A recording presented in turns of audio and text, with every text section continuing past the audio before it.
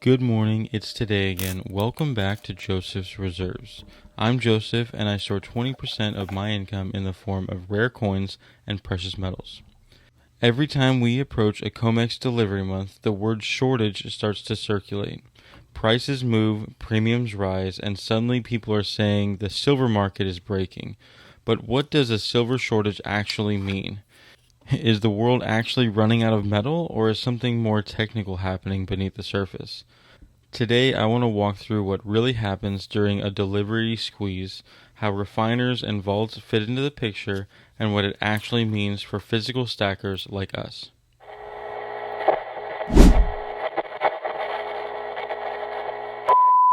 Congratulations to Emmanuel for getting to the comments first in yesterday's video. Thank you for the support. Go ahead and find Emmanuel down below in the comments to start a conversation with him. As we move into this March delivery month, there's already speculation building. Some people point to the last delivery cycle and say prices exploded because the COMEX was running out of silver. Others dismiss it as paper manipulation and insist none of it matters. The truth is somewhere in between, and it's much more mechanical than emotional. Silver is unique because it lives in two worlds at once. It's both an industrial metal and a monetary metal. And because of that, when pressure builds in one part of the system, it can create confusion across the entire pipeline. So before we talk about shortages, we need to understand how delivery actually works. The silver futures market is operated by the CME group. The COMEX is not the retail bullion dealer. It's not a silver warehouse for selling coins. It's a futures exchange, a marketplace where contracts are traded that reference future delivery of the metal. Most futures contracts are never delivered physically. Traders close them out before expiration and roll them into later months or settle them in cash. But during major delivery months like March, May, July, and December, some contract holders choose to stand for delivery. That means that they want the actual physical metal.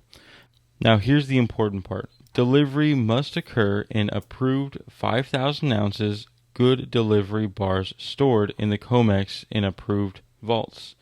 These 5,000 ounces are broken up into 5 1,000-ounce bars. Not coins, not rounds, not 10-ounce bars, and not junk silver. Large warehouse bars only. So when people say COMEX needs silver, what they mean is that the market participants holding shorts contracts must deliver these large bars into the vault system. The COMEX itself isn't going out and buying silver. The clearing members and traders source it, and that distinction matters. Inside the COMEX vaults, silver is categorized in two ways: registered and eligible. Registered inventory is silver that's available for delivery against futures contracts. Eligible inventory is stored in the same way in the same vaults, but hasn't been designated for delivery. Eligible metal can become registered, but it has to be moved and committed by the owner. When delivery pressure rises and registered inventory drops, headlines start forming about vanishing silver. But here's the nuance. The silver still exists. It's just not in the registered form. So what happens if registered inventory gets tight? That's when the market competes to source these 5,000 ounces of silver. And this is where the pipeline starts to strain. When most people hear silver shortage, they imagine the whole world running out of silver, and that's not really what's happening.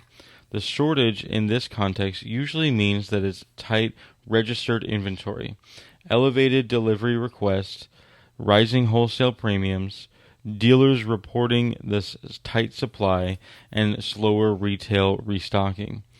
It's a functional bottleneck. You can think of it like a gas station before a storm.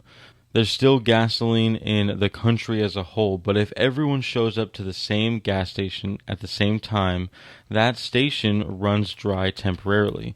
The system didn't collapse, distribution tightened. These silver shortages are often distribution and conversion bottlenecks, not geological depletion.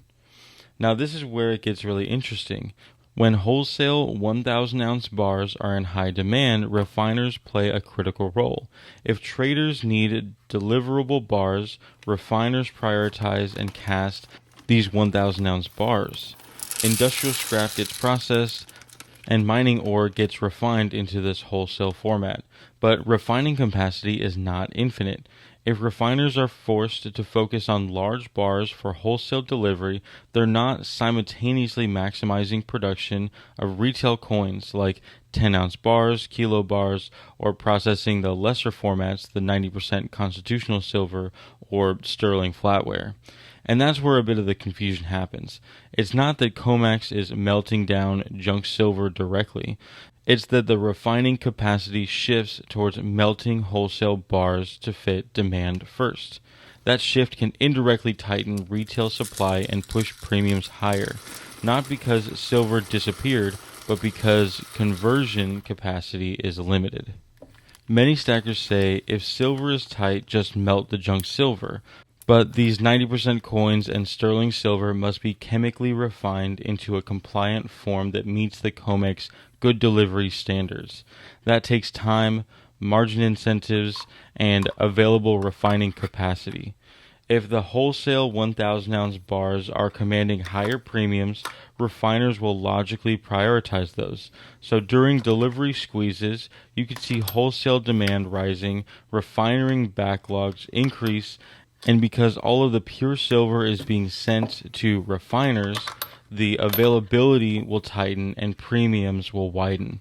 It's a pipeline issue, not a planetary storage issue. When delivery pressure rises, prices can spike, but here's how that actually works. First, shorts must source physical bars. Second, they compete for available registered inventory. Third, wholesale premiums widen.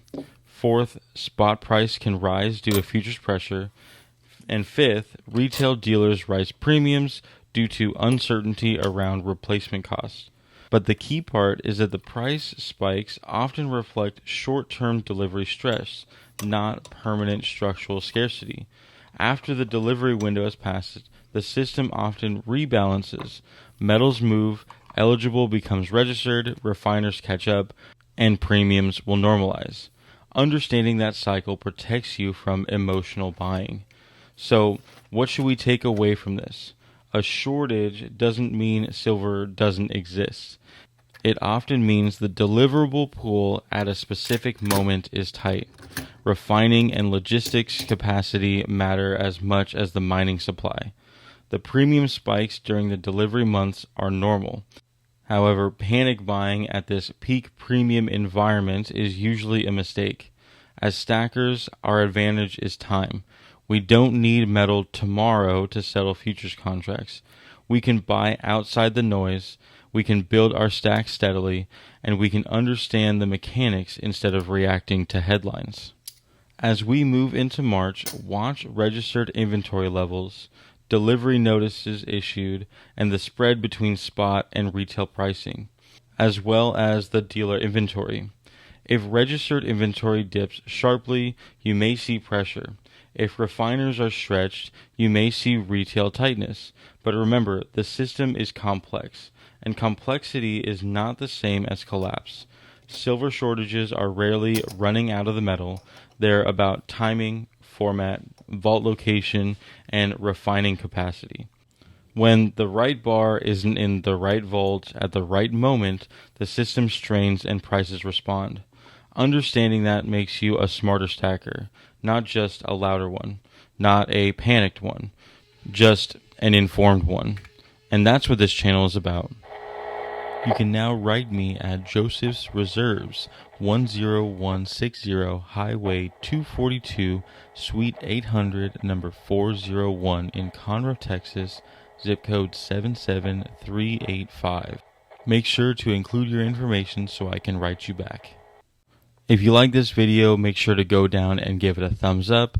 Take any comments or questions down to the comment section and start a conversation with someone new. Share the video with someone who might like it, and if you haven't already, please subscribe. But most of all, thank you so much for watching, and just remember, every ounce adds up, so no matter how small, just keep stacking.